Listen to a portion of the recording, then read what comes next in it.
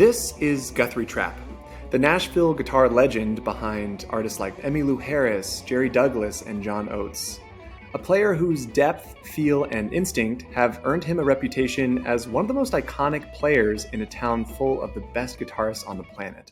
In this episode, we had a chance to explore his winding path into the music industry, and in it, Guthrie breaks down a framework that finally made soloing click for him that'll probably shave years off of your own guitar journey. I've never heard anybody talk about a mode since I moved here 25 years ago. He explains why theory might actually be making you sound worse and how to fix that. If I'm speaking to you and I have to think of every letter of every word while I'm saying it, there's no way I could communicate. And he breaks down the truth about what making it as a musician actually means. By the way, I'm Spencer from Sonora Guitar Intensive, and this is a brand new channel that we're building in partnership with our friends at Carter Vintage Guitars here in Nashville, Tennessee. We're trying to create the kind of music content that we wish existed. Every time I sit down, I want to make a hit. Real conversations with world-class musicians, talking about stuff that usually gets left out. That's when you start getting to the nitty-gritty of things, you know. And honestly, we're figuring this out as we go. Every comment, every like, every subscribe tells the YouTube algorithm that this is something that's worth showing to more people. And with that, let's get into it. This is Playback. Guthrie, welcome to the show. Thanks for having me. I appreciate you making the time to be here. Always thrilled and proud to be on the short list. I mean, you were at the top of the short list, so we appreciate you being here. Awesome. It was a very short list. It was just Guthrie Trapp. Thanks for having me, man. Yeah, of course. Appreciate you, buddy. Yeah, thank you. Of course. Well, I have a bunch of things I want to dig into today. Sure. We're going to be digging No into... math or science questions, please. Oh, I'm going to have to ditch these questions then. Can we get some new questions? But I think what we want to dig into today are a few different things. I'm curious about, I want to learn more about your whole trajectory, but I want to dig more specifically into your philosophy around success. I want to dig into some tactical things. When does that happen? When does that part happen? You tell me, man. I'm not sure. But I want to dig into some tactics around how to approach session work and performance work, touring, all of these things. I want to attack some stuff around relationship to music theory and talk about your experience in the Nashville scene as well. So kind of kicking things off here, I'm curious, when you were just starting out as a guitar player here in Nashville, what did making it mean? Well, I think back I've lived in Nashville for 25 years and survived so far, to tell about it. But when I first moved here, I think and even before I moved here, when I was on the Gulf Coast playing a lot of gigs, I think that it was just surviving at that point, and you're young at that point, so you're not worried about the things that come later, whatever pressures you have of buying houses or whatever. I mean, all those things that happen when you get a little older. And so I think, back then it was just, if you had a gig, we just wanted to play, And so that's always what it was early on. It was just, if I was busy playing, then I was successful because I didn't really have any bills back then. I mean, so when I was about 12 years old on the Gulf Coast, I think I started playing in my first band. I played mandolin and acoustic guitar in a local bluegrass band at a little Mexican restaurant on Pensacola Beach, and it was I had an every Wednesday gig, and so. Was mandolin your first instrument or guitar? No, but people think it is because it's associated with being smaller. Yeah, I mean, so that music was such a big thing in my family. I mean, it was a part of life. That's just the world I was born into. I mean, my mom and dad don't play an instrument. My dad strums a little bit, but my dad's youngest brother, I hung out with him every day after school. And so he was a self-taught musician. So there were mandolins and fiddles and banjos and acoustic and electric guitars all over. And I would jam with Uncle Jerry after school every day. And so, but even before that, I just saw a photo not too long ago. I was about this tall, and I was playing harmonica with Uncle Jerry and two of his friends.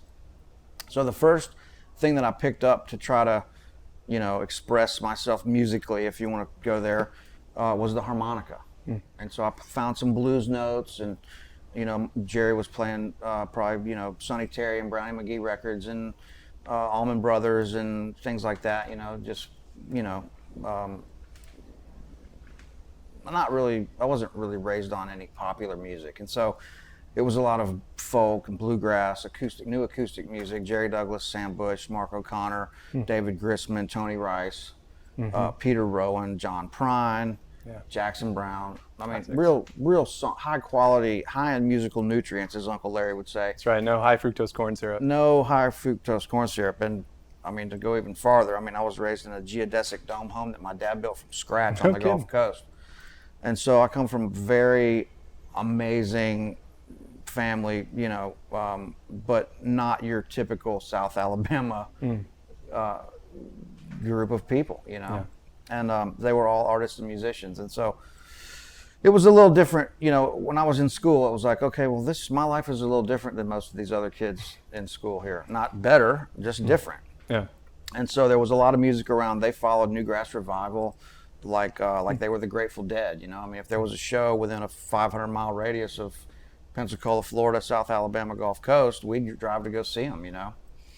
And so all that music being around, and my parents not being players, but being big fans of really good music, and a lot of songwriters and stuff. So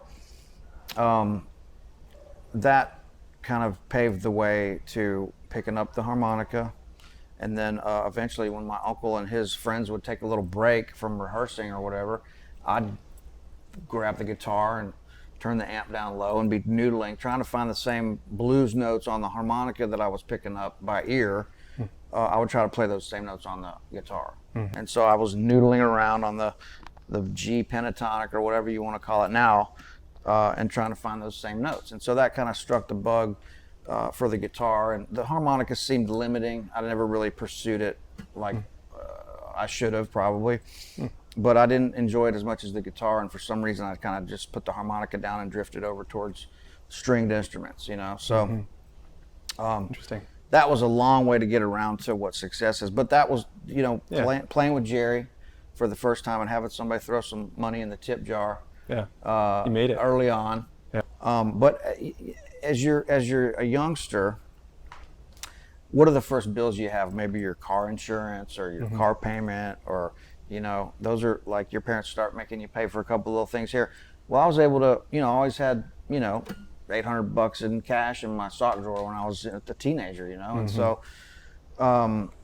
that was like, okay, well, now I'm making some money. Why would I want to do anything else? I wasn't interested in anything in school. I was a horrifying student, total troublemaker.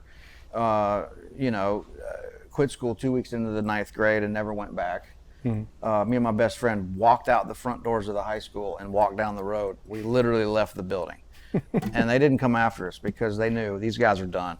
We were already making a living playing music. I was already playing at the Floribama 7 nights a week and twice on Sundays. And at that point, making cash, and we got an apartment on the beach, 2 miles from the gig, right on the national park, right in the middle of the national park. The Gulf of Mexico was right across the road.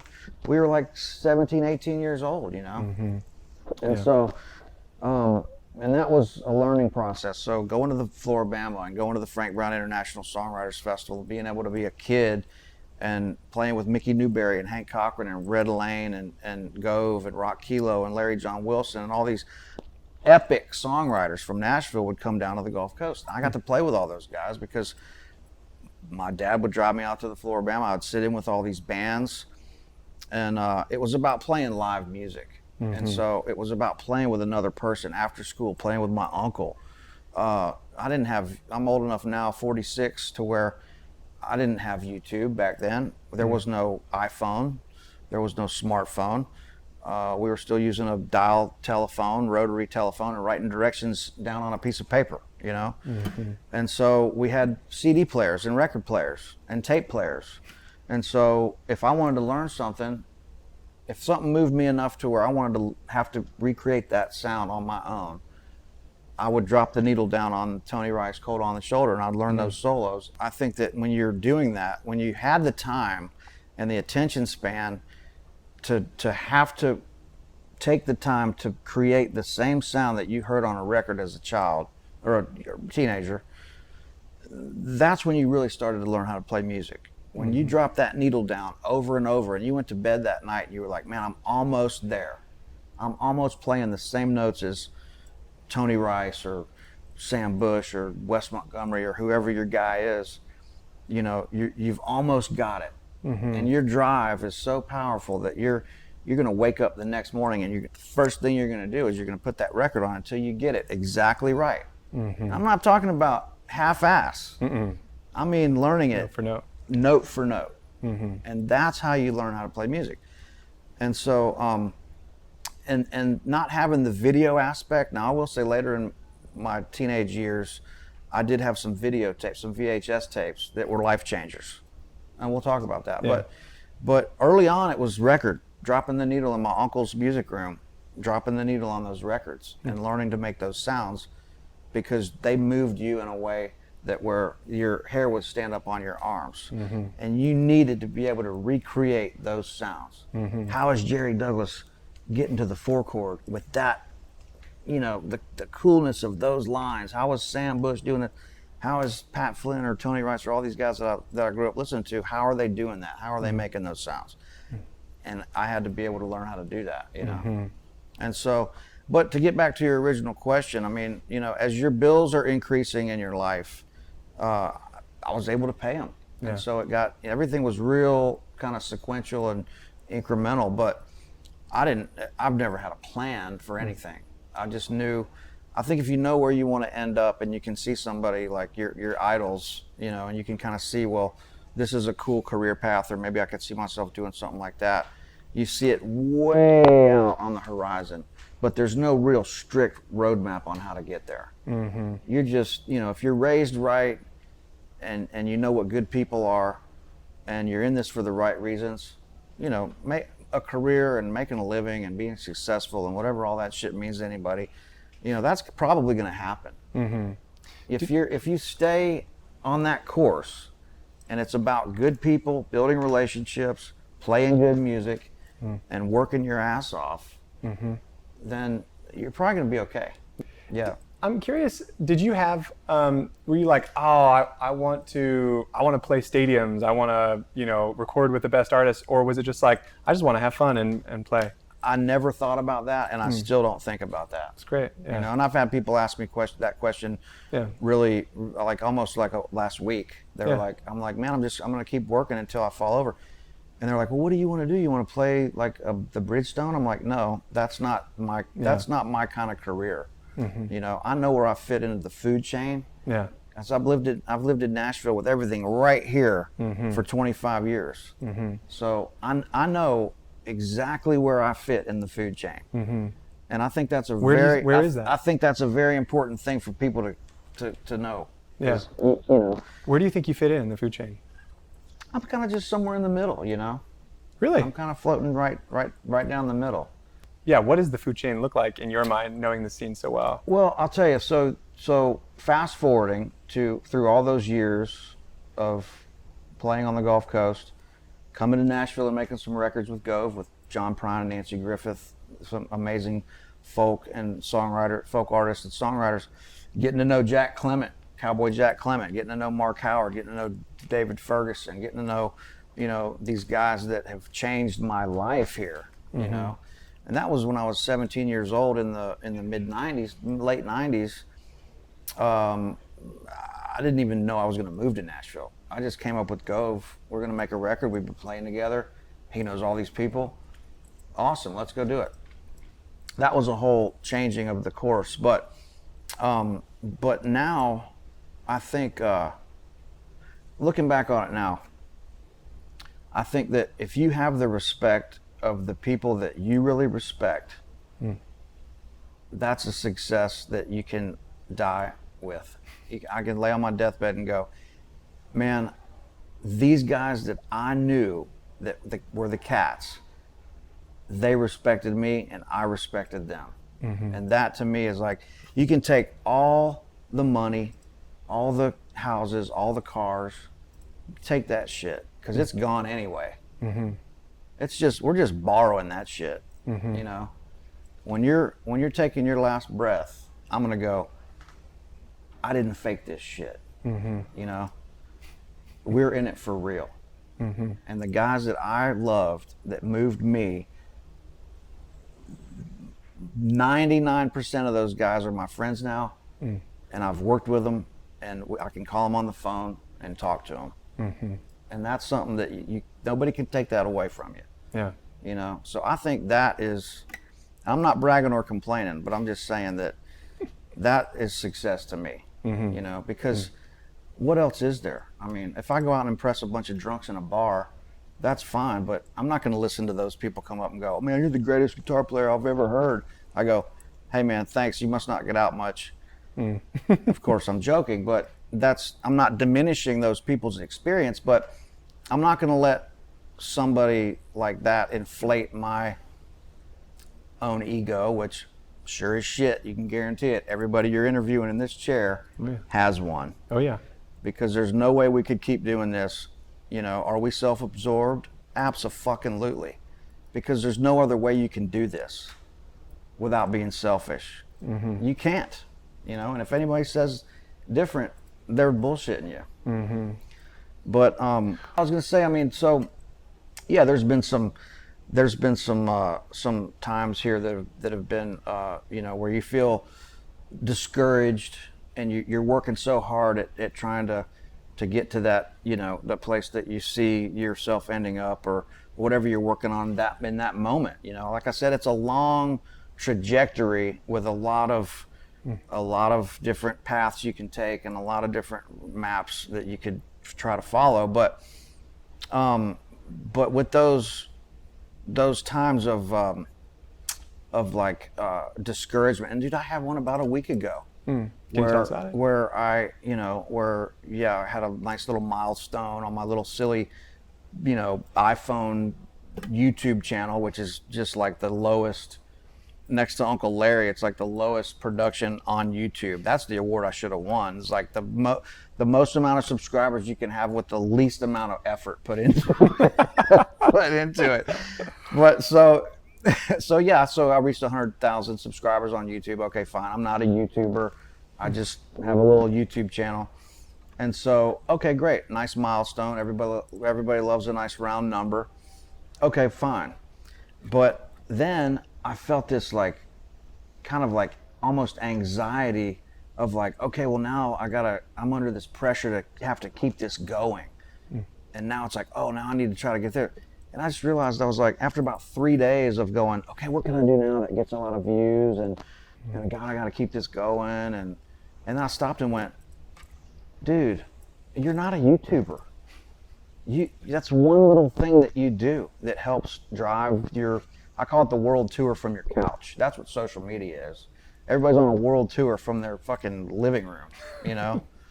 It's like, this guy that was like talking some shit on me the other day to somebody, he goes, oh yeah, Guthrie Trapp, man, he's always saying the adventure continues, but he never leaves East Nashville. I just started laughing. I said, that's the greatest thing I've ever heard. Now I want to take this guy to coffee, you know, like, oh man, it was so funny. But yeah, man, I mean, that's what it is. It's about perspective, you know. I mean, you know, it's all about perspective. And so, yeah, I had a discouraging moment where I was like, man, it seems like as soon as I hit this milestone, everything tanked, you know, everything's falling apart. And then I just stop and go, well, of course, we had some flooding in the basement at the house over here and whatever. And I'm like, man, it seems like right when you start getting ahead, you know, you get hit with a bunch of like, you know, your air conditioner quits working. So, I mean, it's always something. As soon as you hit something good, it seems like all of a sudden life just kind of checks you just to make sure you can keep going. Yeah. You know? Yeah. But yeah, there's always those moments of like, well, for me, like a long time ago, our dear departed friend, Michael, the legendary, one of the greatest humans and bass players of all times, a ferocious human being, Michael Rhodes. We got to be really good friends and played a lot of music together. That was another one of those moments where I was like, man, really? This guy wants to take an interest in playing some music? I'm like, this is amazing. And so I really loved Michael Rhodes, and so he always said, he goes, you got to be present to win. And I'll never forget him saying that, which meant if you move to Nashville, don't live in Mount Juliet. You know, live in town. If you're going to move to New York City, live in New York. That's why you're doing it. So I've always lived in town. I've always gone out. I'm not married. I don't have any kids. I've devoted my whole life to pursuing this thing that's been driving me since I was born. You know, and I've wasted a lot of time, and I should have practiced more, but you know, I like to live life too. But that being said, you know, I've always gone out. You know, I've always gone to support live music. I kind of pride myself in being somebody that I'm kind of connected to the bluegrass community here, the songwriter community, some of the commercial country community, the jazz community, the Latin community, the funk community, the neo soul community, some of the hip hop community, kind of all the genres that are going on here. I've created relationships with all those people because I love all that music. I'm curious, was there a moment for you where you questioned whether or not you should keep going and maybe pursue your promising science career or mathematics career? Yeah, thank God that tanked. No, so yeah, I don't have any education. I have zero formal education of any kind, musical or just normal, you know, grade school and all that stuff. I was just a terrible student, like I said. So thank God music, you know, took over my life. Man, so I never thought that I would like pursue another career. There was just never anything else. There was no plan B ever. But there were, like I said a minute ago, there's been, you know, it's been an ebb and flow for 25 years of battling through some discouraging times. You know, you're going to go through those discouraging moments, and that's what's going to separate the people that are able to survive here and build a, you know, amazing career and work with their heroes and hang with all these amazing people like yourselves. That's going to be kind of the determining factor in my mind, because that's where the rubber meets the road. You know, it's not like, I live in an inconvenient part of town, or I don't really have the apartment I'd like. It's not those things. It's, can you handle and pull yourself out of those ruts that you're going to get into to try to keep pursuing a career, you know? Yeah. I could say that better probably, but that's the point. You know? No, I think you articulated that well. Yeah. I'm curious, was there a moment early on in your career where you kind of looked around and you were like, I can't believe this is my life? Since I came here the first time in like 97 or 98, even before I thought about moving here, I came up with Go Scrivener. And so we were, you know, I was found myself in the studio playing mandolin and acoustic guitar with John Prine and Emmylou Harris and some guests that Gove had on his record. Got to meet and get to know Cowboy Jack Clement back then. That was amazing. And so yeah, it's always kind of been this like, well, here you are. You're just either somebody's bringing you in as a youngster, or you're finding yourself in these situations where you go, wow, okay, this is pretty cool. And the most important part about that is when you're young and you're around these really well-respected older guys, you're learning how to hang.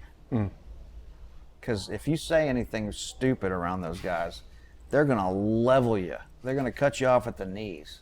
Yeah. You know? And so the most important part about all those experiences as being a youngster is you're learning how to hang with people. And you're seeing how these guys operate and how, you know, man, it might be a little rough around the edges. They might say some things that you don't want to hear, but it's because the music matters the most, you know, and, you know, great sense of humor, great human beings, but they're not going to let you get away with anything. They're not your mom.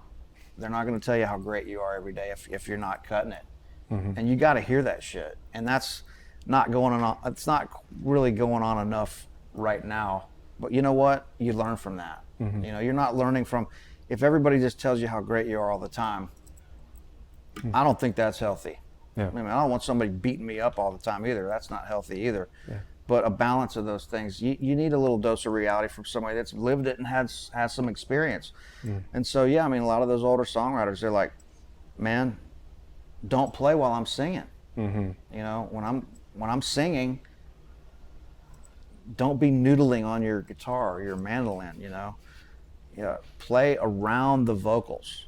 You know, the most important part is those lyrics and the singing and that song.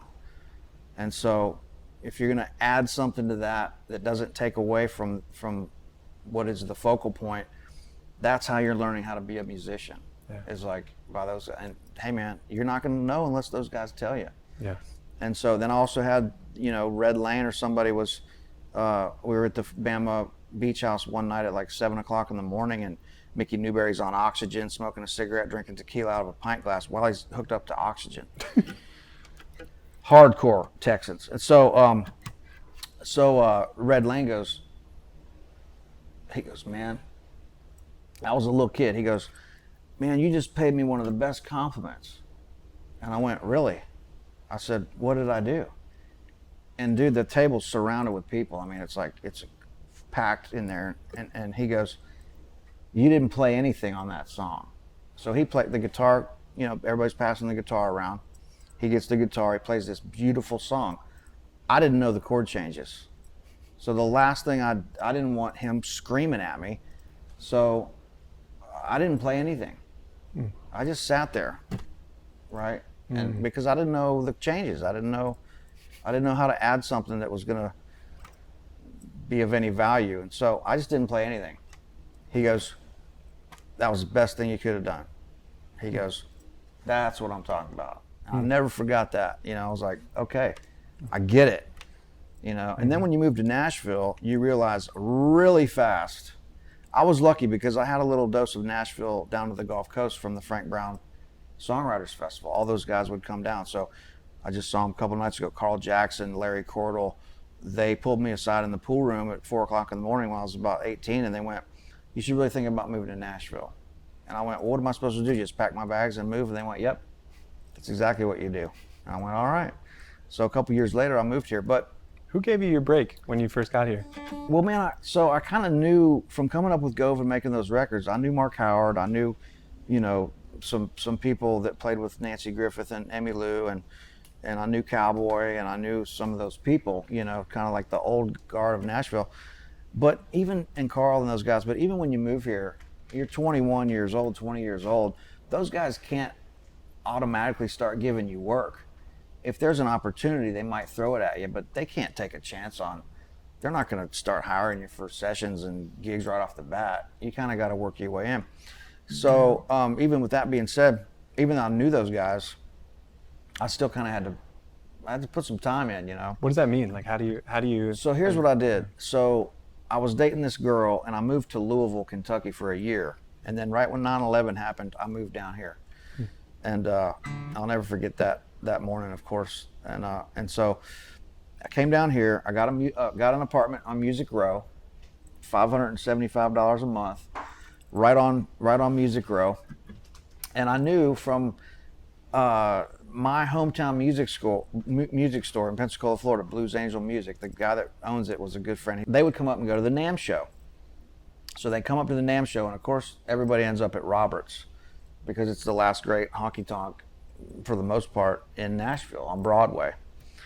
The real deal. And so those guys went in there and heard Johnny Howland with the Don Kelly Band, and they bought the live CD.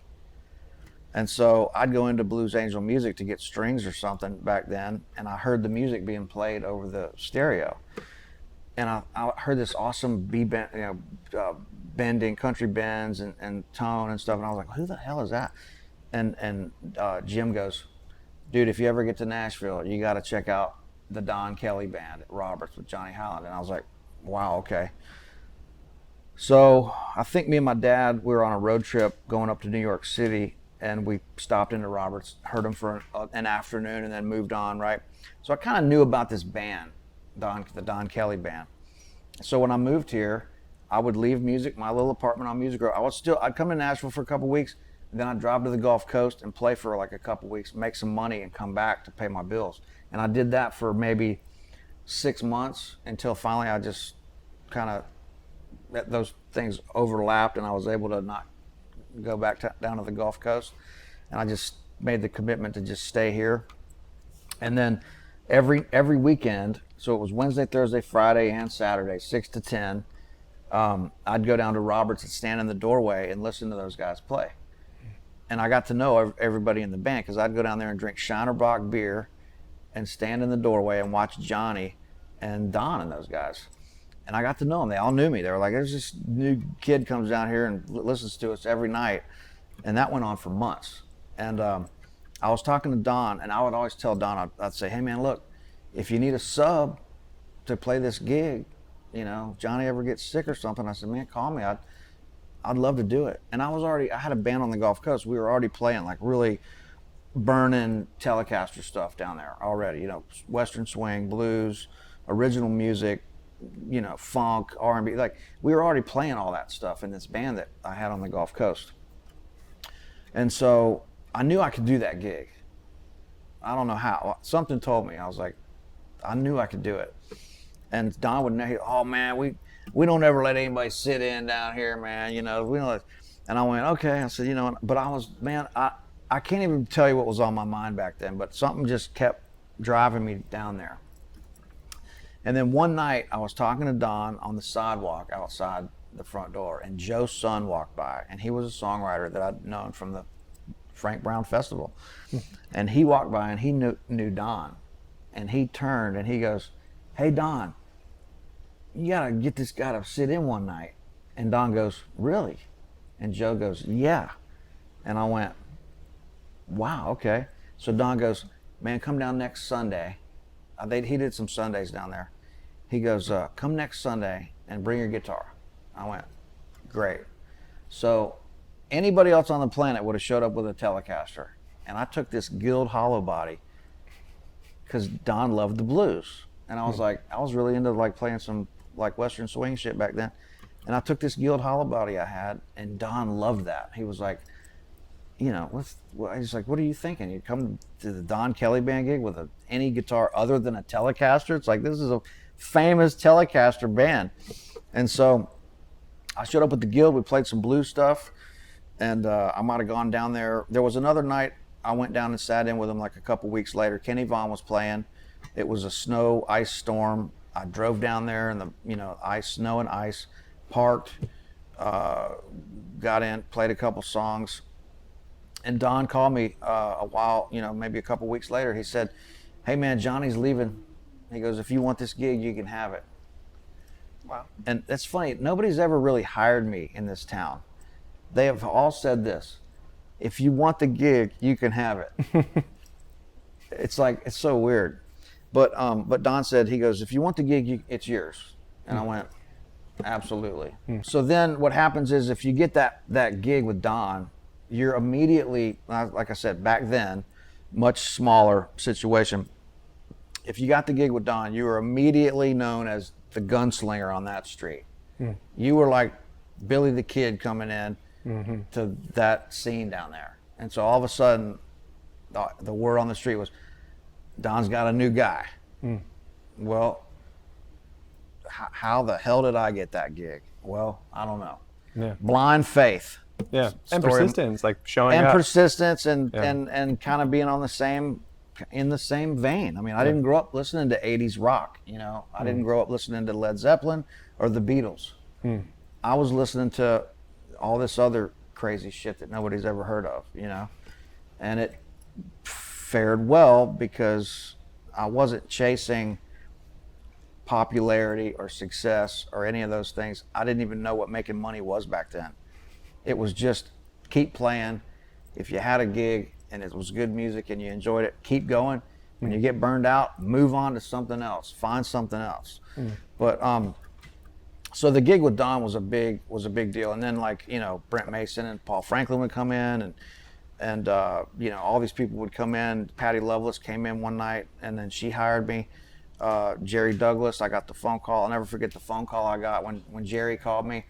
I was down at Todd's amp shop, and just a random weekday. And I'm kind of the opposite of most people. Like back then, I would answer the phone numbers that I didn't recognize, because I always figured that was some random work coming in, or some new contact. Now it's your auto warranty is expiring. Yeah. Don't even answer the phone anymore. No, you mean talk to another human being That's on tough, the phone? Yeah. It's probably not AI. Yeah. Kidding, of course. But so I'm down there. The phone rings. I pick it up. Hey man, is this Guthrie? Yeah. Hey man, it's Jerry Douglas. I went, what? Really? The plumber, right? I'm like, Jerry Douglas, one of my all-time heroes. Yeah. Listening to those records and learning those songs with my uncle on the Gulf Coast. And we used to joke when we'd hear the dobro on any record. Me and my uncle we'd always joke and go, I wonder who that is, because it's always Jerry. And so he called and he goes, hey man, I got your number from Sam Bush, gave me your phone number. And I'd known Sam since I was 6 years old, because my dad promoted Newgrass Revival to the Gulf Coast twice in the 80s. And so that was the music I heard that really made my hair stand up, was Sam on the fiddle opening up those shows. And so that was a whole other story. But Sam my band from the Gulf Coast had played a festival in North Carolina, and I think we opened for Sam. And John Randall and Sam Bush were in that. Obviously they were in the band together, and they heard me play with my band right before them, and they started kind of helping me out in Nashville a little bit. John put in a really good word for Patty Loveless. She hired me. Then Sam connected me with Jerry, and he hired me. Again, he said, this gig's yours if you want it. I said, well, yeah, of course. So I played acoustic electric guitar and mandolin with Jerry for off and on for 6 or 7 years. We toured with Paul Simon for 3 months, got to hang with Steve Gadd and all the Africans in Paul's band that were on all those records, and it was just amazing. So every one of those little experiences, getting to be friends with John Oates through Jerry and Telluride, and now he's one of my best friends, and just developing real relationships, not just blowing through a bunch of people and trying to claw your way to the top. It's like there is no top. The top is building these relationships, man. I mean, this neck of this guitar is like a lightning rod for relationships. That's what this thing is, And so I love playing the guitar, but I'm not a fanatic about it. I'm not going to sit here and I don't want to talk to you about the bracing in this guitar or the tuners or the wood, because who cares? It doesn't matter. What matters is this. When that thing sounds good, that's all that matters. And so I'm not really a fanatic about all the intricacies of all this stuff. I don't really nerd out on that stuff too much. It's about the end result, which is making good music. And so, how long did you play with Don Kelly's band? 4 years. 4 years on and off. Within the first year, I was starting to play some gigs out of town with Patty and those people. But what's cool about him was he always let me come back and have the gig. So he'd get a sub. He'd get Kenny Vaughn or somebody to sub. Yeah. And Kenny loved playing the gig. So he would always let me come back. So I always had a standing gig in town. Killing. Which was great. Yeah. Yeah, it was really kind of perfect. Yeah. Wow. Yeah. It's a good run. It's kind of an iconic, that is like the iconic gig.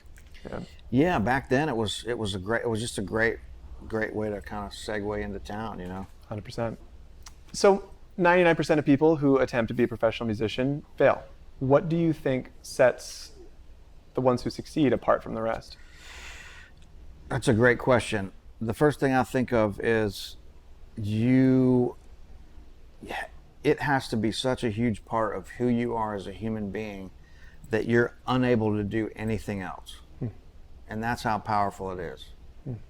So for me, when I was a little kid, like I said earlier, it was just a part of life. It was like food and water. It was a part of my family's life. And I'm not saying life like it was a family band. I just mean music was, if we were going to a party, there was going to be music there. If we were going out at night, there was going to be music there. It was years and years and years before I went to a party of any kind that didn't revolve around a big circle jam session of musicians playing Irish music and bluegrass and singing songs. And so that was just a huge part of it. And so when I first heard, Sam Bush and Newgrass Revival, when they'd walk out on stage and they'd start making sounds to set the mood, I mean, it was like the hair stood up on my arms. And I knew I was like, I have to be able to do this. Living in a town like Nashville, you do see a lot of people show up here that might be dabbling in it a little bit, or they might have been good at karaoke and their family told them they need to move to Nashville, and they have no idea how hard and how good and how tenacious you have to be. I always say it's not a talent contest. It's an endurance contest. And so we all know that the most talented people are not always the most successful. And I don't give a shit who hears that, because I'm not affected by Music Row anymore, or never was, because I didn't gravitate towards commercial music, and that's a whole other story. Talk about a path, and I'm very proud of that. I am extremely proud of, like I said earlier, I've made a lot of mistakes, and not everything I've done here is perfect, but I've never wavered from the music that I wanted to make and the people that I wanted to make it with. And so if you don't really know who you are yet, and you're trying to figure that out, or you're a pop artist in LA, and you're a country artist in Nashville, and you're a hip hop artist in New York, well, then you got a lot of thinking to do, because you don't know who you are yet. And until you figure that out, your music's not going to be honest. And if your music's not honest, you're not going to have the respect of the people that you respect, like I was talking about earlier. And to me, that's what this shit's all about, and so you got to figure that out. And so, I mean, that's one thing I was extremely fortunate to have early on, is I knew what good music was, because I was raised around a lot of good music. And so that's a big part of it, I think. And so, yeah, a lot of things have to line up, your personality. You gotta, if you're a shy kid and you move to Nashville and you want to have a career as a musician or a songwriter or be an artist or whatever, man, you better find a way to dig deep and learn how to shake a man's hand and look him in the eye, because you don't want to be the quietest person in the room. You don't want to be the loudest. But you got to figure out a way to fit in the mix and make yourself heard. If you think you're the right person for something, speak up. Tell somebody, man, hey, I want a chance at this. Give me a chance at this. So I think a lot of things have to line up, but you definitely, you have to figure out who you are and kind of have that compass setting that might be way far out in the future. But once you find that groove, you can't waver.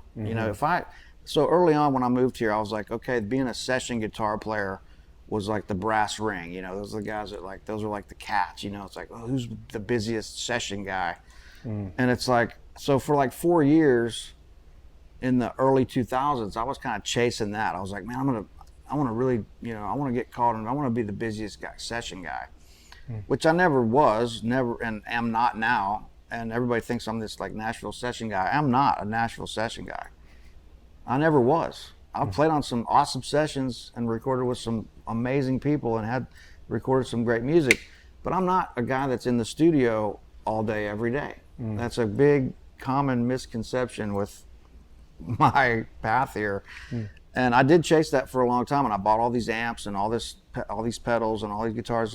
And man, I realized at the end of the day, I was like, dude, you don't even like this music. You hate the politics. I got to be best friends with all the top session guys anyway, and they respected me more because I didn't do that. And they saw me more as like an artist than a chameleon, which, I mean, good Lord, dude, now I am so proud of that. And so I realized it's like, dude, you're not even good at this. Why are you chasing this?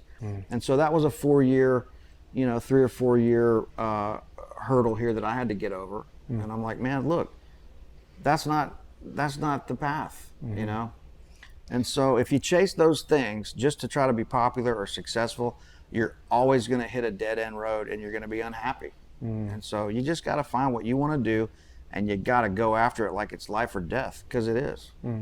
If you were starting here from scratch, you're in your early 20s, you got the same skills, but no one knows who you are, and you don't know anyone here. Yeah. What would you do in your first 3 to 6 months here in Nashville to get to sustainability in your career and like really start to get some footing? Yeah. First of all, I would live in town. I would live in the Nashville metro area, to where you can go out, and even if you're going to have coffee, you're going to start developing your tribe. You're going to find your tribe, as John Randall always says. You got to find your tribe, and not every circle here is going to be for you. So you got to find your people. But if you live way out in the middle of nowhere, you're not going to run into those people, because they're all here, And so when I was in, I'm in East Nashville, and when I go to the coffee shop, when Robin Ford was living here, I'd see Robin Ford at the coffee shop. I'd see David Greer at the coffee shop. I'd see Audley Freed. I'd see all these people. They're all there having coffee, and at that point, you're just hanging out with these guys because they all live here. So you got to, like Michael Rhodes said, you got to be present to win, live in town, get out and meet as many people as you can. If you're a picker, an instrumentalist, which I am, I don't sing or write lyrics, but if you're an instrumentalist, you're going to be able to work here and get paid for it a lot quicker than a songwriter or somebody that's trying to be a country music star. Because those people are going to hire you to play their demos, and we used to have showcases here where, I would get hired to go back up some artist that they were showcasing at 12th and Porter or 3rd and Lindsley or something. So if you're a player, you're going to work. It's going to be easier to get work and get paid for it than it is if you're a songwriter. You could write songs here for 20 years and never get a song that's going to allow you to survive. And it's brutal, but that's the truth. And so, I would say this is kind of specific for whatever your passion is. If it's being a guitar player, move to Nashville, get out and meet a bunch of people. Try to be well-rounded. Try to be versatile. Learn to speak some vocabularies of classic music, blues, country, funk, rock and roll, pop music. You got to learn how to play some south of the border beach stuff. You got to be able to speak the language to work as a musician. And then hopefully as you pay your dues and play with a bunch of different people, playing with another artist on the road, there's a ceiling there. There's a ceiling with the money. There's a ceiling with you building your singular artistic voice and your own career. And so as I saw that happening, and I got to work with my heroes and still do, but when I saw that, like, okay, well, you're on the road, you're spending a lot of time during the day not able to cultivate other things. You're backing up somebody in their career. Their name's on the poster. You're a band for that hour and a half on stage, but the money you make that's it. You're not building anything. Now, there's a lot of people that would hear that and argue with me. Now, I'm not saying you're not learning anything. You're learning a lot. It's experience that you have to go through. But as you pay those dues, eventually you're going to reach an age where the sheen of working with somebody that's well known or somebody that you really look up to, that's going to wear off. And it's going to become more normalized living in a city like this and working with all these people. It's like, hey man, the first time Billy Gibbons calls you on the phone, it's pretty exciting. But I don't feel that excited now every time I talk to Billy on the phone. I do, but I don't like jump through my chair every time his name comes up on the phone, because I've talked to him a bunch of times. I think it's kind of a natural thing. I'm not diminishing ever talking to Billy Gibbons, because it's fucking amazing every time. And John and all of our friends, but it's like anything else, man. It's just gonna happen. And so I realized that, and I was like, man, I don't know what's going on here, but I got to come off the road. and I got to spend time in town, and I want to cultivate these other things. And then at the same time, I was getting, opportunities to. That's another thing. Say yes. When you're young, say yes to everything. Unless somebody's asking you to get into a van. Yeah. But say, this is a tour bus. Yeah. Say yes. Yeah. Say yes to everything. Would you start a band? Like, what if you were like, you got no connections? Obviously, your advice was to meet people. Would you ask for gigs? Would you start a band so you can kind of like showcase? Like, how would you tactically kind of like get to the point where you're like, okay, cool, now people are reaching out to me and I can say yes to things? Yeah, well, I think that's going to take some time, and you got to be patient. And these are things now where I look back over 25 years and go, man, you couldn't take me back to the beginning of that for anything in the world, because that 25 years is super valuable to me, because I've learned so much and I've got all those experiences under my belt. Yeah. Anybody would say that. And so you have to spend the time doing it, you know? And so, unless you're just somebody that's like super lucky that gets a break, most people are going to have to work their asses off and learn some stuff. Knowledge and experience are two very different things. I mean, I could talk to people that know more about music theory than I'll ever know, but I hear them play and I go, you can't play anything. You're not telling me anything. So there's a big, there's a huge difference between those things, but it's also, there's a difference between, if you come to town and you want to be an artist, then yes, form a band, have an equal member partnership, and try to be a band. But or if you want to be a country music singer, star, that's very hard to do. That percentage starts getting real small. For me to come here and be a working guitar player in Nashville, I mean, I'm extremely fortunate and extremely lucky to be able to do the things that I do now, which are, for the most part, I've kind of carved out this thing where now I can kind of pick and choose what I want to do and make sure that I'm able to present what I'm offering, if I can, in a way that hopefully is valuable. I'm not faking it. I'm not saying, if somebody presents an opportunity and I don't think I'm the right fit for it, I have no problem saying, man, let me give you 5 other people's names that are going to knock this out of the park. I'm not the right guy for it. I want to do the things that I really can add some value to, playing or communicating these things or teaching, all of it. And so it just kind of, I think it depends on what you want to do. If you want to be a session guitar player, then, focus on that. But as you get older, you're going to figure out that you definitely want to think of this. That's one point I wanted to make as I thought about this a couple of days ago. All these things are not specific to the music business. We would be talking about these same things. If we were sitting here talking about how to run a restaurant, we'd probably be talking about the same things. Look, man, basic life skills. Have some respect for your elders. Show up on time. Don't drink till after 5 o'clock maybe, or something. I don't know. Fuck, I'm making shit up. But just basic life skills. Yeah. Learn how to communicate with people. Have a sense of humor. Have some personality.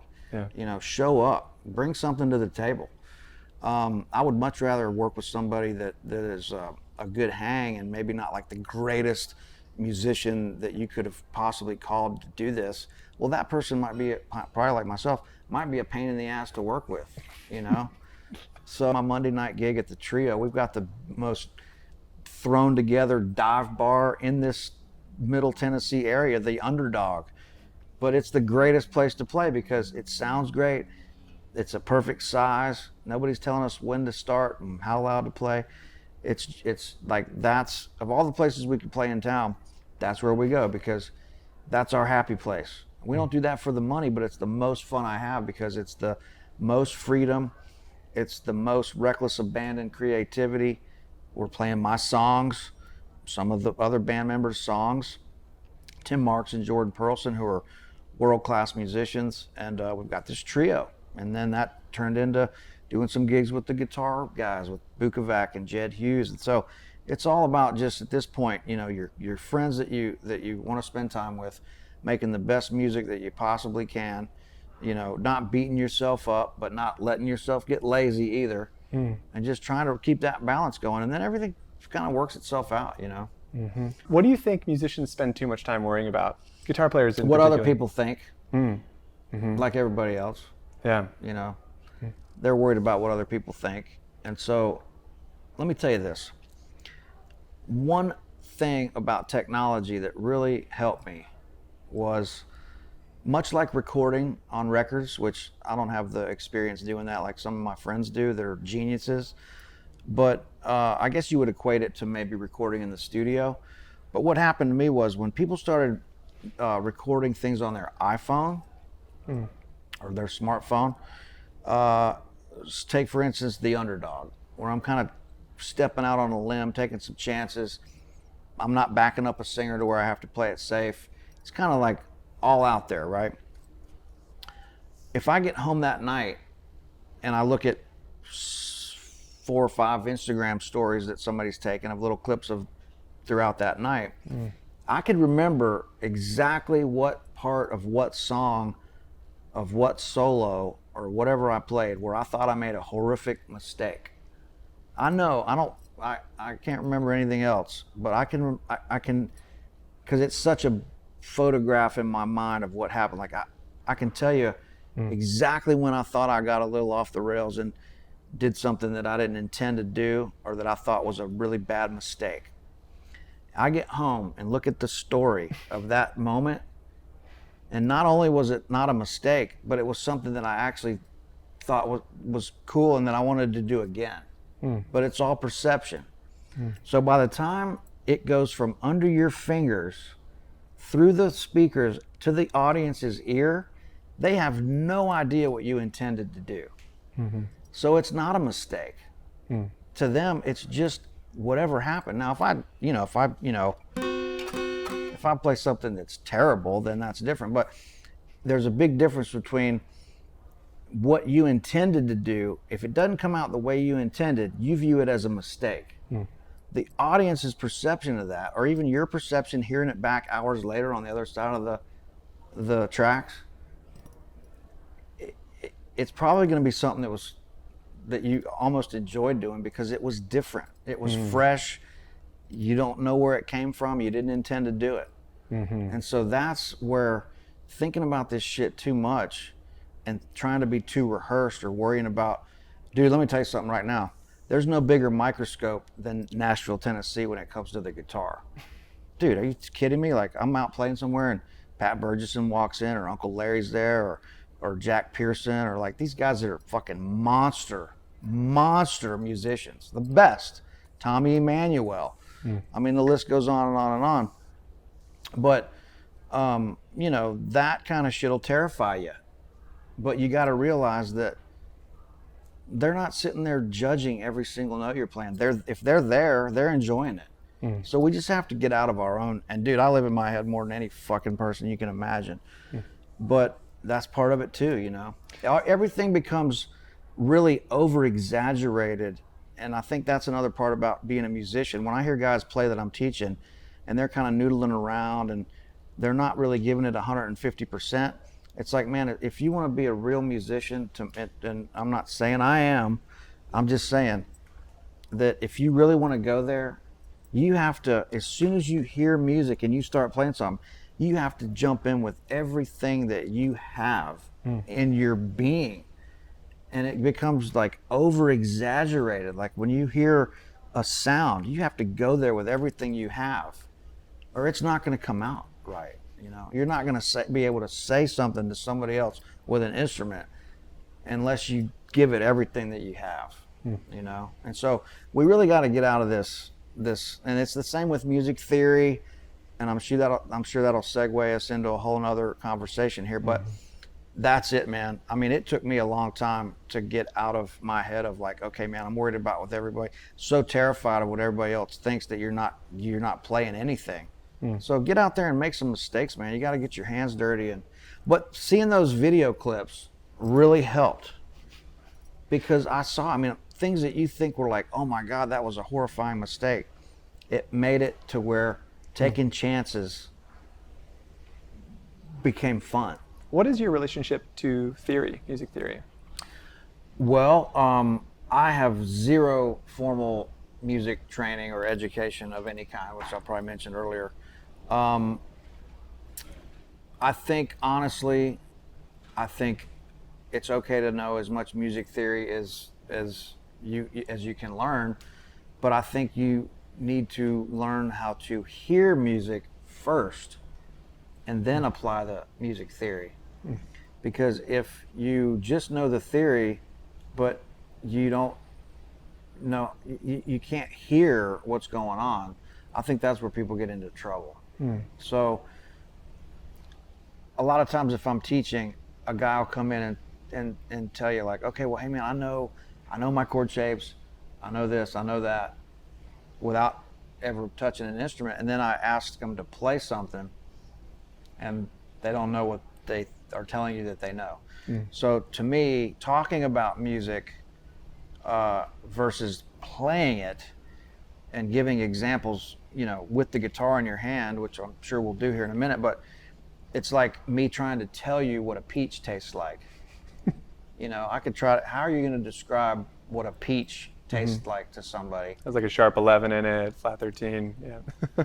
or yeah, hey, it's a fruit, it's kind of juicy, you know. Yeah. Versus me just not saying one word and handing you a peach and going, there you go, that's what it is. Right. So to me, that's kind of what talking about, and me telling you what I know. Well, I know what a triad is. That's a root, third, and fifth, and then you can drop this and you get another chord, and you're obtaining these sounds. But if I can't make music with that knowledge, then to me that's completely useless. And so I can tell you, in the recordings that I've done here and the gigs that I've played and the musicians that I've worked with, not one time has any producer or any artist of any level ever asked me if I know music theory. And they've never, ever, I can say this with confidence, and people are going to blow back on this, but of all the musicians I've ever worked with in Nashville, in any situation, I've never heard anybody talk about a mode ever. Nobody has mentioned the word mode since I moved here 25 years ago. No kidding. And I'm talking about bluegrass gigs, jazz gigs, rock artists, pop artists, anybody. Never, not once. How do they refer to those different types of sounds? That's Scale what they are. modifications? They're sounds. Yeah. You know, and so I think, you know, listening to a lot of music when you're young, growing up around a lot of music, as diverse as you can. I got into Cuban music, got into jazz. I'm not a jazz musician. You guys know that. But pulling from those, learning to speak the language. And so being well-rounded, being versatile, knowing how to play with a songwriter. You know, if somebody throws a Latin groove out, you've got some, I'm not going to say tricks or licks, because we don't want to just be inserting paint by number things into these situations. It's like, oh, well, I don't mean this. Oh, I've got some rock licks. I've got some blues licks. I've got some country licks. I've got some jazz licks. It's like, no. They need to be ideas, and you need to know this fingerboard well enough to where you can truly improvise through these different chord changes and through these different sounds. And so to me, it's less about genre specific and more just about the music that's going on in that moment. Now, of course, yeah, if it's, and that doesn't mean, you know, playing something that's not appropriate for the music that's going on in that moment. Of course, we need to be able to speak from, speak some traditional blues vocabulary. I mean, if somebody starts doing this, you know. I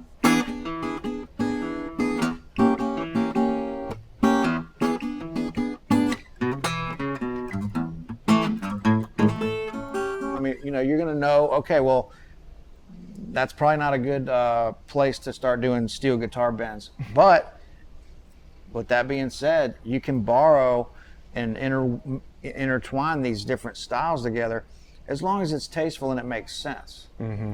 So I think there's a lot of gray area there, and I don't think that it's all black and white. I mean, so if somebody teaches you this scale, if you're playing a minor chord, and somebody teaches you that this is the natural minor scale. Okay, that sharp 5 note in there. Yeah, they leave a 6 in Okay, there. that note. That note in the chord to me is It sucks. it sucks. Yeah. But this note, Yeah, the 9. the 9, Yeah. or the minor Yeah. 6, Yeah. minor 7, the 9. Those are all very useful chords. So People would call that Dorian. I don't or know. they wouldn't. yeah. Don't watch your mouth. Sorry. But no. So but the thing about it's not that I'm not saying that modes are wrong. Clearly they're correct in what they are and the way people describe them and I guess Yeah. their use. Yeah. But the problem is I'm not disagreeing or diminishing the knowledge of music theory and the way that the way people are thinking about this. All I know is when I hear people that are obsessed with theory and they're not using their ear, I don't want to listen to them. And I can hear their brains working immediately. I can see the smoke coming out of their ears because it doesn't sound like they're flowing. Yeah. There's no flow there. Yeah. Because you think about it, and I'm not saying they're taking it to this level, but if you're thinking about every note that you're playing on the fingerboard while you're playing it, or you're thinking about what scale or what mode you're playing, or does this work over this, and you're using a lot of brain power that's going to distract you from flowing and just playing music, from feeling it and hearing it. And so if I had to, here's the way to kind of equate that is, if I'm speaking to you and I have to think of every letter of every word while I'm saying it, there's no way I could communicate. Yeah. Yeah. And that's how, if I'm thinking about every note I'm playing while I'm trying to play a nice line, there's no way it's going to flow. And that's just the facts. I mean, but you're using some amount, I guess. And the jazz guys that do it, the guys like, I'm not going to name any names, but the guys we love that know exactly what they're doing. Yeah. Well, that's a small percentage of people that are they're feeling like somebody like John Scofield. Dude, he's written some of the most beautiful melodies and playing that's jazz kind of influenced, but at that point it's just great. There's just some great composing going on there. And dude, that guy's funky. He's greasy. He's doing all these amazing things. Robin Ford, deep passion for the blues. That guy can play anything. He played with Miles Davis. I mean, dude, he's a sophisticated musician. But his love for the blues, you can always hear that in his playing. And so, man, he's just playing music. And so those guys, they're few and far between. There's only a few of them that are thinking about it and on that level, but are also really, you're really feeling what they're playing too. And so I think that's the big thing is just, and so that note, like with that minor scale, I quickly just learned that, like, man, if you're playing, like,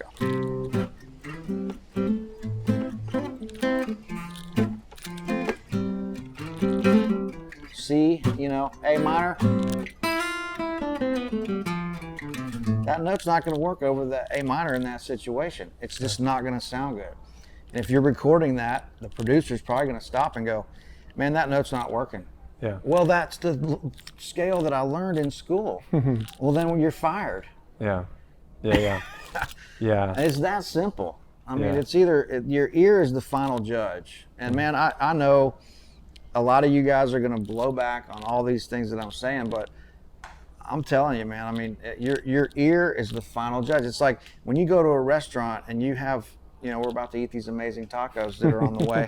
You know, when you go to a restaurant and you're eating this amazing food, you're not asking the chef if he had the correct combination of salt and you know, whatever. It's like, well, did he measure that out to be perfect? You could give a shit. You're like, man, this is a fucking amazing meal. This is incredible. I don't care how they got there, as long as they got there. You know? Yeah. So that's my whole thing on it, you know. And I agree. I'm not saying I know everything, but I can hear the difference. Yeah. And a lot of people can't, you know. Yeah, I kind of view it as like different levels of abstraction. It's like, I know you talk a lot about the cage system or yeah, man, arpeggios over the top. So that's sort of like one theory tool that serves as an abstraction to sound good over chord changes. So you're not just playing pentatonic scales over everything. And look, man, hey, if you're gonna make it and be a working musician, then yes, you have to be able to communicate some of these things. And so, what are those tools? Well, like, absolutely. What are the fundamentals that you're like, this is essential if you're gonna work? I think the fundamentals that are essential are, yes, you need to know your chord shapes up the fingerboard. You need to be able to tell people what key you're in. You need to know some basic theory. And so, you know, you need to know what a triad is and how to build a triad. You need to know the major scale and how to number that. 1, 2, 3, 4, 5, 6, 7. Nashville number system, you know, 1, 2 minor, 3 minor, 4, 5 dominant, 7. You know, and then with the Nashville number system, you can take that and notate it as specific as you want to get. I mean, you know, I've seen Nashville charts where, yeah, it's a chord chart, but above it are musical notation written out, a riff or a line or something. So the Nashville number system doesn't always mean just easy and basic. You can get very specific with it, or it can be just a rough roadmap. But, you know, yeah, having some basic theory, but if you can't hear those sounds, like if I take a C triad, if I take this triad, that's going to repeat itself on the fingerboard all the way up the neck. So with those 3 notes, if I can hear that, and I drop the root down a half step, then I get a major 7 chord. If I drop that root down a whole step, I get a dominant 7 chord. If I drop the 3rd down a half step, I get a minor. So each one of those chords, that is like, those are all completely different sounds. I mean, in one note, everybody wants to play lead guitar, but lead guitar is directly related to these chords. I mean, it's the same. As soon as you can see this as the same thing, then you're good. Rhythm guitar is not just limited to chords, and single note is not just single notes. It's just the way you approach it. So, you know, if you play a triad, that just means you're playing a cluster of notes together. A chord is a cluster of notes together for the common sound. If I take this sound and I outline that, then I'm playing the single notes that spell out that chord and that accommodate that chord. If I play a major 7,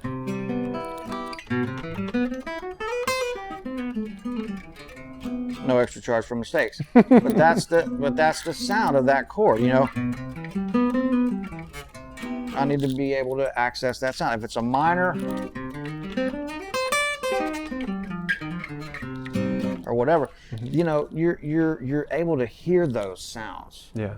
So one note is changing. You can't just use the minor pentatonic over everything. That's right. Yeah. It's just not going to work. Especially, so to me, the big departure is from major pentatonic, which you can use for certain things, minor pentatonic, or, you know. But when you go to the dominant 7 chord, to me that's where the next chapter of your guitar playing, it kind of comes in, because You don't get a pentatonic for the dominant 7 chord. There is no pentatonic for the dominant 7. You have to incorporate a little bit of both of those sounds. You're getting the major third, the flat 7 against the 1. You know, as soon as you start hearing how that tritone, you know, 1, 4, 5. As soon as you can start outlining that stuff, you're kind of off to the races, you know.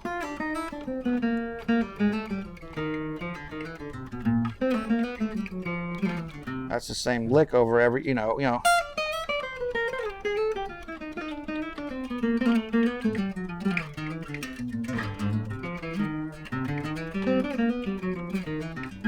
mean, that's a very, you know, specific example. I wouldn't play that, like take a solo playing that, but that's how, you know, you're, you know, C, C7, F, F7, just a 3 chord progression. But you gotta have the blues chord progression internalized, like it's your heart beating, because everything else after that is based on that pulse of, you know, 1, 2, 3, 4, 2, 2, 3, 4, 1, 2, 3, 4, 2, 2, 3. It could be a 12 bar, it could be whatever, but it's going to have that pulse of, like, you know, you're going to hear the pull and push of when the 4 chord's coming, the 5 chord back to the 1 chord. I mean, it's simple and basic, kind of, but to really get into everything that you can do and how that affected the rest of the music that we are playing, whether it's country, funk, pop, rock, heavy metal, it doesn't matter. It's all based on that pulse of the blues. And so if you think the blues is easy or it's simple and it's to be overlooked, you're making a huge mistake. And that's my opinion. I have a question. So I've seen you play at the Underdog quite a few times at this point, and I hear in your playing some sophisticated ideas. And to my ears, it's like often over like dominant chords, you will hit altered tones like if you were coming from a theoretical perspective, you would say that's the altered scale. That's like the 7th mode of melodic minor, or Lydian dominant over the top of a dominant chord. Have you gone down those paths, and are you deriving that from that, or is it just sort of like your ears just lead you into those altered sounds? And I'll wrap up that last question with just this. So when I was younger, I watched a video, and I was stuck soloing and trying to play bluegrass songs down in the open chord shapes, and everything up here was a mystery. And so when I watched Pat Flynn VHS tape, I can't even remember the title of it, it was on Homespun tapes, and he said, if you want to learn how to solo up the fingerboard and open up the fingerboard, learn your chord inversions. There was no cage system back then. You know, so okay, say you're in the key of A, the caged pattern in the title of that clever term doesn't even start until the what is that, the 10th fret, right? And so it doesn't spell caged until C, A, G. So if I'm playing an A, the clever caged word, it doesn't even start, pattern doesn't even start till you're up here, you're already done. And so we got to get away from these clever terms like caged. That's confusing the shit out of people, because that's just a pattern that happens if you're starting in the key of C. There's your shape, C, A, G, E, D. That spells caged in C. But if I start on the D, well, then that pattern doesn't start until here. If I'm in E, that cage doesn't even start here, right? So that's kind of what we got to think about. But he called it just learning your chord inversions up the neck, the 5 shapes, and then learning the information around those shapes. So once you do that, then you can kind of see like everything's repeating itself.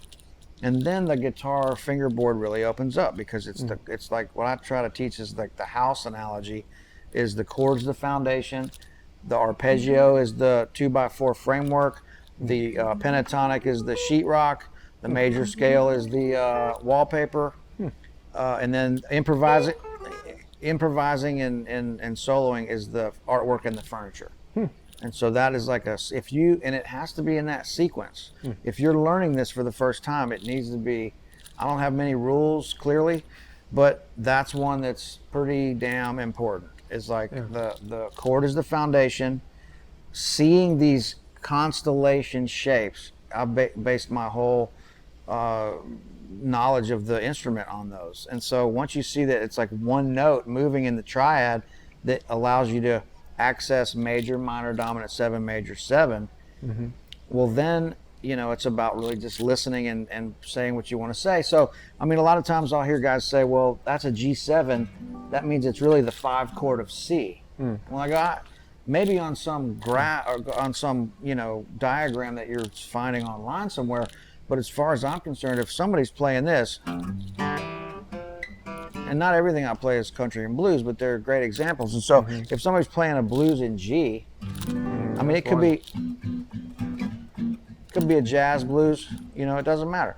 But if the root chord is a dominant 7, and the 4 chord is a dominant 7, and the 5 chord is a dominant 7, it's a blues, then I'm in the key of G. The G is the 1 chord, because if you're hearing it any differently, you're not going to be playing over it properly. So, and all the hardcore theory that's like, okay, well the 3 chord has to be a minor. Well, no, not if you're playing a secondary dominant. Not if the chord progression's going.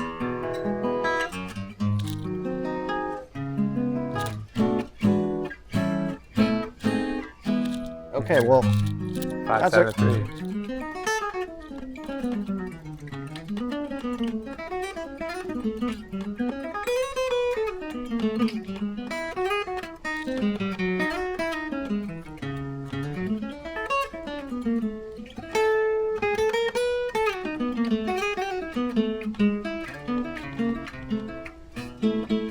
So that 3 chord.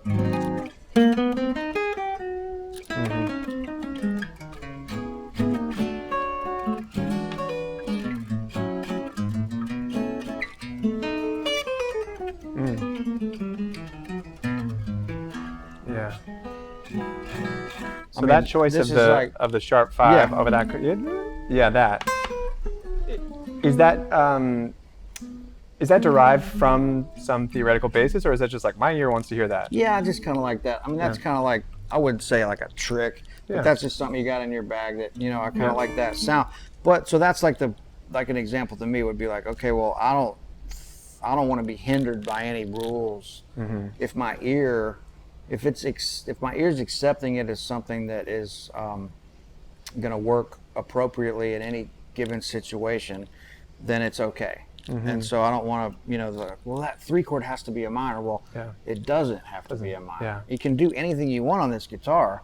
There are no rules, but and so, like, you know, people go, okay, well, the G dominant 7 chord has to be the 5 of C. Well, when you start thinking like that, that's where you're getting in trouble, because what you heard was every 5 chord needs to be a dominant 7 for the most part, even though the 5 minor is a beautiful sound. If I'm playing, you know,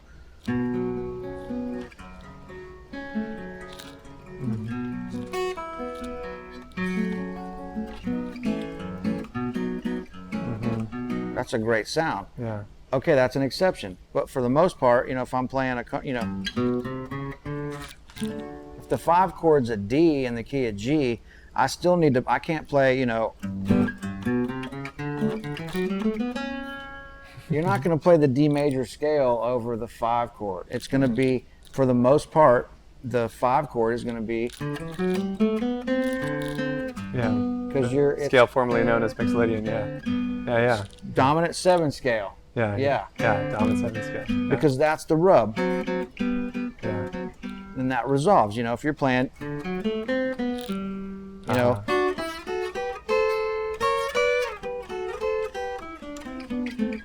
know, D7.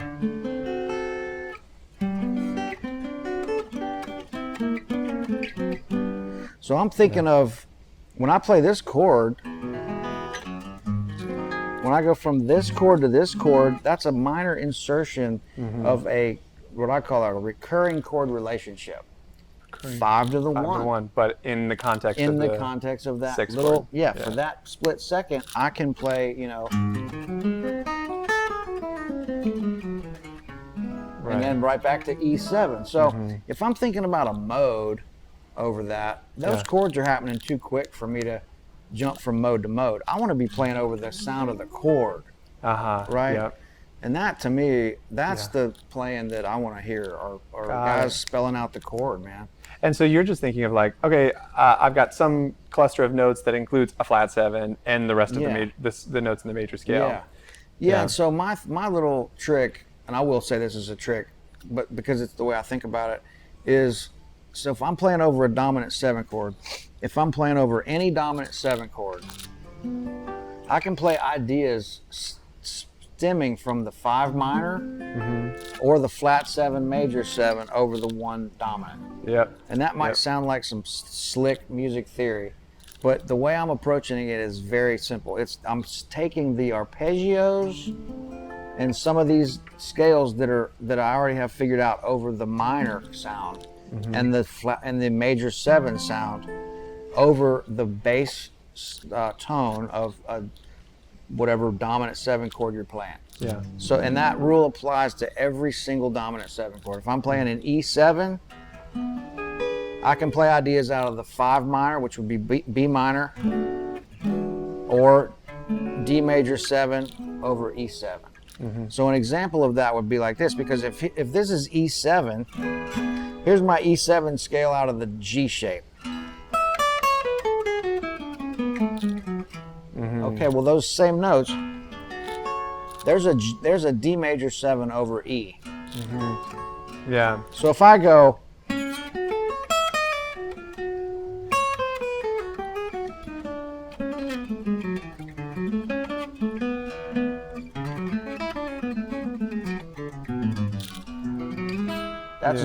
that's D major 7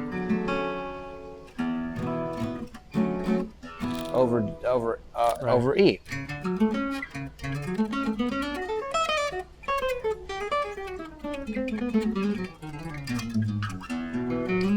Yeah. So in other words, so it all becomes the same sound. Yeah. Here's B minor over E7.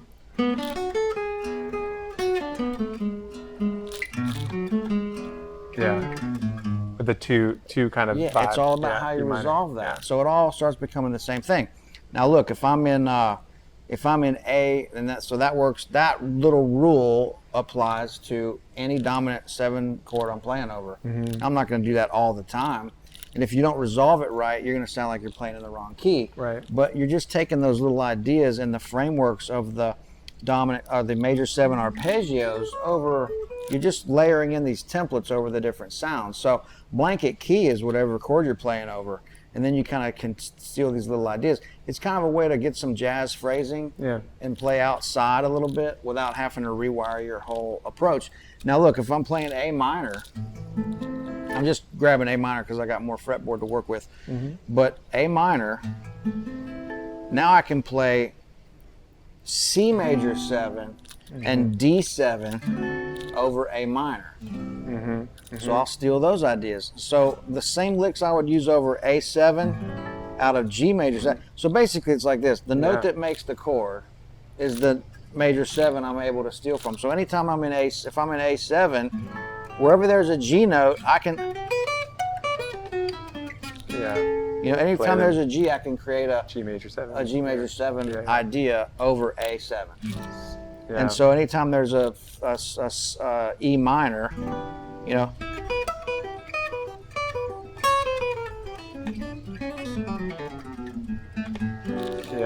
there's G major 7 over A. Do you ever use the diminished 2 over the dominant 7 chord? I'm gonna get you to show me that in just a second. But let me finish this thought. So if I'm in A minor, the note that makes A minor is C.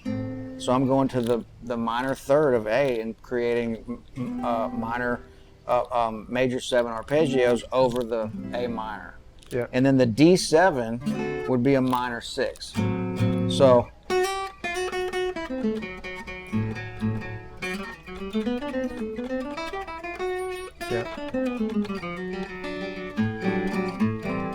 right, so as long as you don't hit that, you're good. So if I'm here, look at that, the minor 9, our beloved minor 9 chord, that note is the top note of the C major 7. So right there, you're already there. This,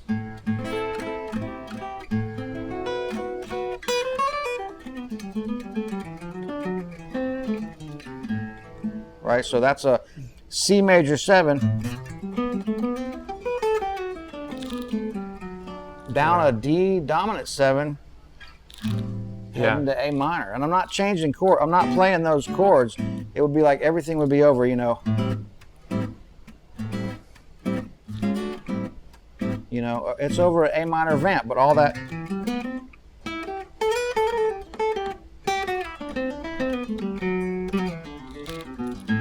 Now, I'm not staying on those notes very long. I'm peppering those in really quick and then quickly getting back to like an A minor vibe. But they're just kind of thrown in there very briefly, just to color it a little bit. Super cool. Shifting gears here a little bit, I'm curious, what makes Nashville such a great music community? Well, I think that it's because it is so condensed. It's still a pretty small town compared to New York or LA, which are, at least in the old days, kind of arguably the other two music cities where there's a music business, where you can take your career as far as you want. If you want to be a Grammy award-winning artist or whatever, you can do it. If you come to Nashville, if you want to be a Grammy award-winning banjo player, you can do it. So there's no ceiling here as far as the music industry goes. And I think the fact that it is still it's a small town comparatively to those two cities.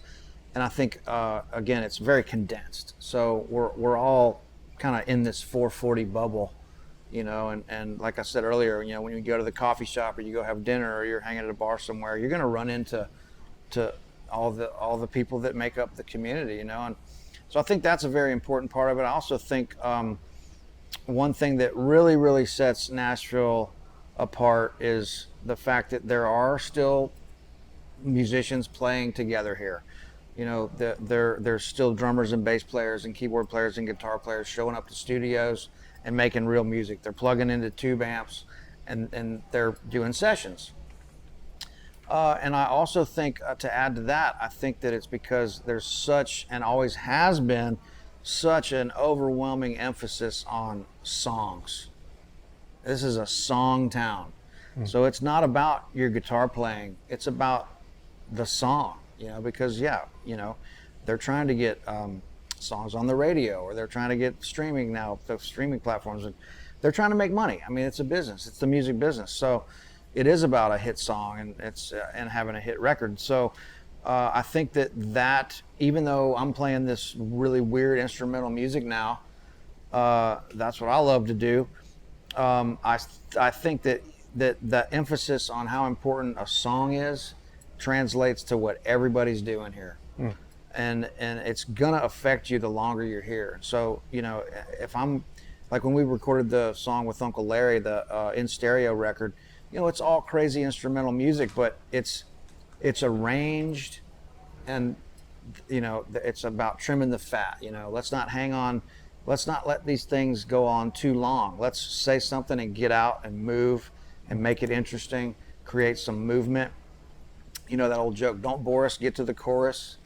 You know, trim the fat, you know, and it's not about making it, you know, a 2-minute song, but it's about, if it's gonna be a 5-minute song, it better be evolving and really saying something. So I think those things are kind of the most obvious, biggest points, you know. Who are some of the players in town that you most admire?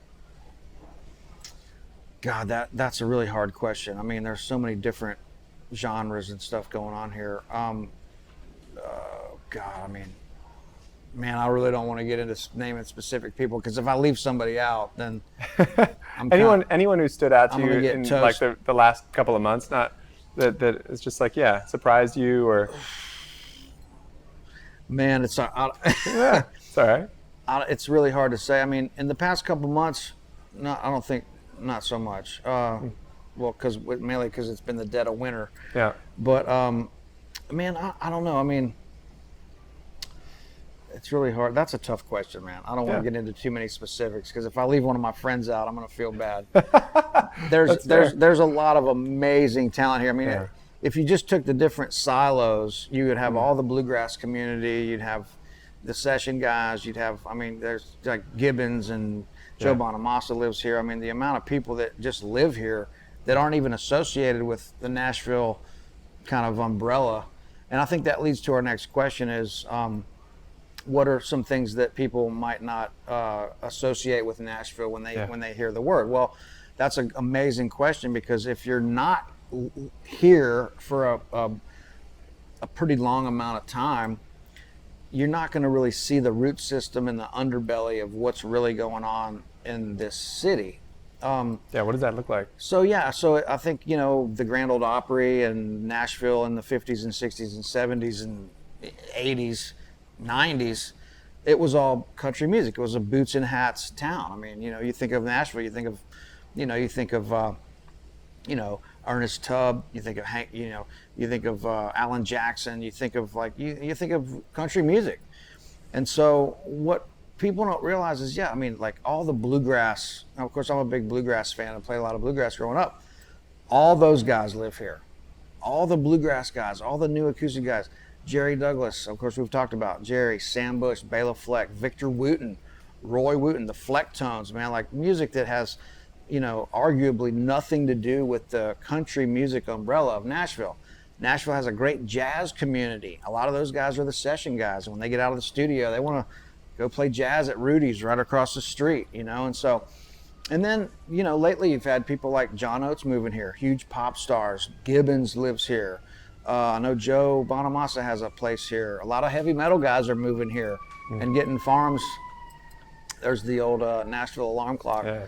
But a lot of these guys like Megadeth, like a lot of these guys are moving out and buying farms in Leaper's Fork, and at this point in their career, they're like, man, we want to have a horse farm or whatever. They're moving here. So I think, and we have hip hop music here now. We've got neo soul, we've got gospel, we've got Charles Walker. Yeah, I was just at the Flamingo. Yeah. We took some guys down there last week. Actually, it's been a while, but yeah, the Flamingo thing, and so like Corey Wong's drummer, and I think he probably has a place here.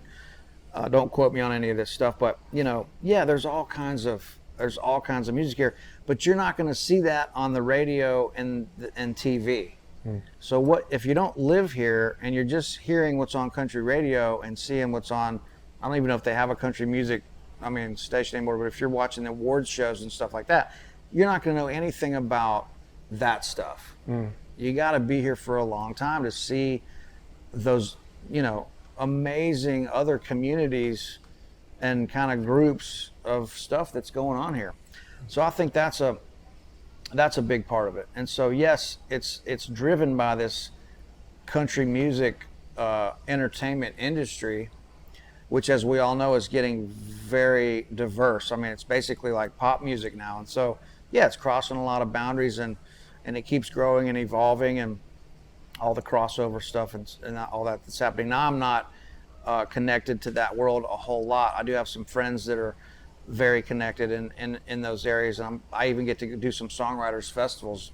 We're going to Key West in a couple days to do the BMI Key West Songwriters Festival, where they put me high up on the list on the poster, and I'm like, man, this is just hilarious because I'm a guitar player. But through building those relationships, these guys kind of look out for me, and I get to do some cool stuff that I don't really probably even deserve to do. But it's a hell of a town, man. I mean, if it was just about pumping out commercial country music, I would be probably wanting to live somewhere else. But because at this point I'm just like such a what I'm doing and what I love to do is definitely a little off the beaten path. It's a niche thing, we're guitar players, But Nashville's a hell of a town. If you get a chance to come visit, come hang out, come see us. We're easy to find.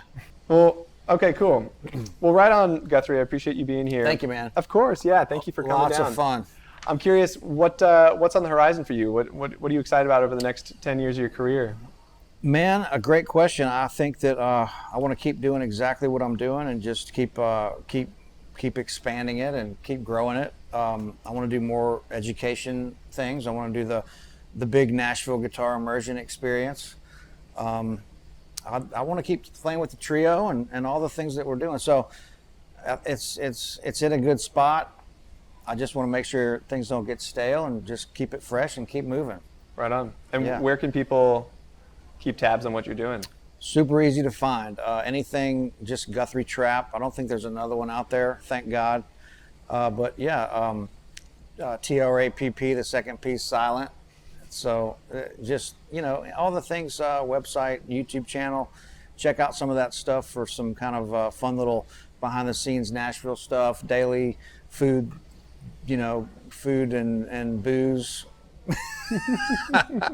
kind of stuff. Yeah, I mean, so that's the thing too, man. I mean, not to go, I know this is not another question, but it's fun to talk about music and it's fun to play music, but there's so much lifestyle stuff too that is connected to it. And so it's just about having a good time. So yeah, follow the things that we're doing. And I say we because I'm kind of connected to my friends that are doing similar things, like, Tom and Jed and Jack Roosh and all our buddies. We're all kind of doing this same kind of path of, making some records and getting involved in the education stuff. So, man, come find all of us. It's a hell of a community, and I don't want to say me. I want to say we. Mm-hmm.